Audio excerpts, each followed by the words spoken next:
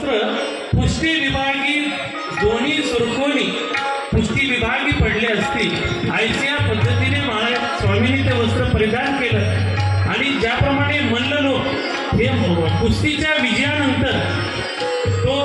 विजयाचा अवसर प्राप्त करतात त्याप्रमाणे या ठिकाणी गेली 1 महिन्यापासून आचार्य श्री बाबाजींच्या मुखातून आपण सर्वजण थोरले प्रकरण श्रवण करीत आहोत। आपल्या सर्वांना माहीत असेल की आचार्य श्री बाबाजी हे ब्रह्मविद्येतील मल्ल आहेत आणि त्या एका मल्लाप्रमाणे बाबाजी हे आपल्याला आज अवसर दाखवणार आहेत। ज्याप्रमाणे हा अवसर अनुसरून त्या पद्धतीने आपण देखील महाराजांच्या विनंती म्हणून स्वामींनी तो अवसर पुन्हा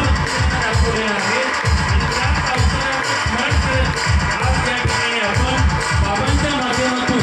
विलास स्मरणाच्या माध्यमातून आपण तो अवसर अनुभवायचा आहे। अशा पद्धतीनं